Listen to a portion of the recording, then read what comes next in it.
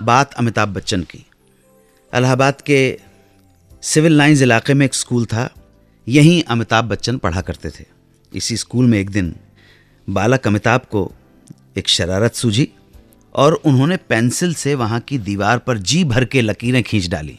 दीवार गंदी हो गई। इस हरकत का नतीजा ये हुआ कि उनके क्लास टीचर ने उन्हें प्रिंसिपल के सामने ले जाकर खड़ा कर दिया। उस वक्त उनके स्कूल के प्रिंसिपल थे आरसी दत्त। दत्त साहब बहुत कड़क थे, बहुत डिसिप्लिन, स्ट्रिक्ट। तो सजा के तौर पर उन्होंने अमिताभ की हथेली पर 10 संटियां रसीद कर डाली। ये सजा थी।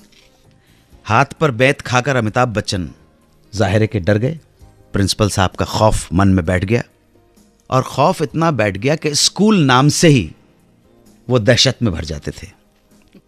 जब बालक अमिताभ घर पहुंचे तो पिता हरिवंश राय को थोड़ा डाउट हुआ, घबराहट की वजह पूछी और बाबूजी को उन्होंने सब कुछ साफ साफ बता दिया। दादा हरिवंश राय को इस बात पर गुस्सा नहीं आया कि प्रिंसिपल ने उनके बेटे की पिटाई कर दी थी। उन्हें इस बात का बहुत बुरा लगा कि प्रिंसिपल ने अमिताभ को सबक सिखाने के लिए इस कदर मारा कि उसके मन में स्कूल के नाम से ही डर बैठ गया। उन्होंने निकाली साइकिल, अमिताभ को बिठाया और सीधे पहुंच गए स्कूल। वहां जाकर प्रिंसिपल साहब को समझाया कि देखिए, इस तरह मारने से बच्चे सुधरेंगे नहीं। उन्हें सुधारने या समझाने के लिए कुछ और उपाय ढूंढने चाहिए। और प्रिंसिपल साहब के सामने ही अमिताभ को बहुत कस के डांटते हुए कहा, गलती तुम्हारी थी, तुमको ऐसा कोई काम नहीं करना चाहिए था।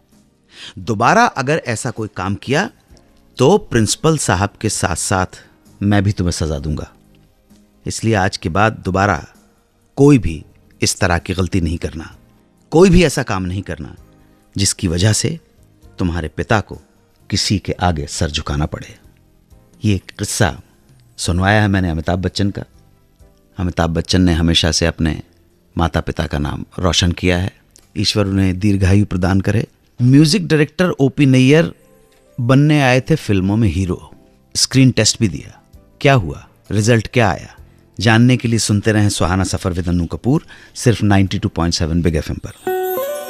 सुनते रहिए सुहाना सफर विद अन्नू कपूर, सिर्फ 92.7 बिग एफएम पर।